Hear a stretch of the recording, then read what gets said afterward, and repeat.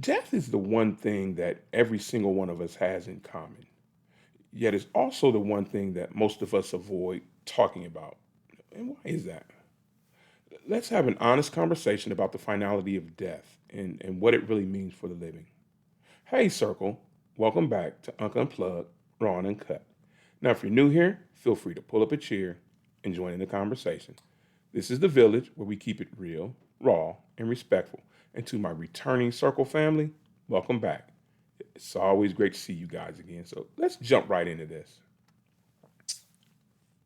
When we lose someone we love, one of the hardest parts to grapple with is the finality of it. They're gone. You can't call them, you can't hug them, you can't share another laugh. And that realization in itself hits like a ton of bricks. For me, it was when I lost my mother.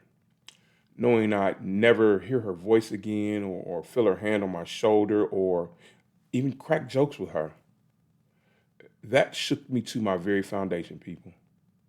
But here's the thing, as final as death feels, it also has this strange way of teaching us about life.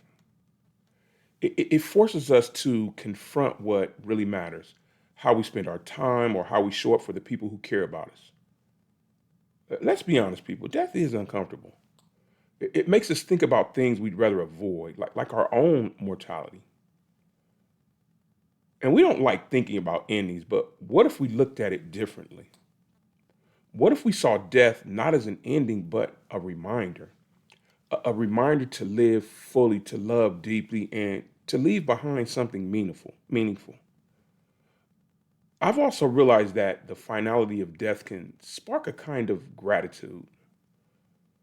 It's strange, but losing someone can make you appreciate the people still in your life even more. It can push you to say, I love you a little more, or let go of petty arguments that really don't matter. So here's what I want you to think about, Circle. How does the finality of death shape the way you live? Does it inspire you to cherish the moment or hold on a little tighter to the people you love? Let's keep this conversation going. Share your thoughts in the comments. How's facing loss change your perspective on living life? And have you found any lessons and silver linings through the pain? I'd love to hear those too. Thanks for being here, Circle. Talking about death isn't easy, but it's necessary. It's an uncomfortable topic, and no one really wants to talk about it. But it's how we grow. It's how we connect and how we make sense of this wild ride called life. And as always, peace and love to you all. I'll catch you next time, people. Bye, everybody.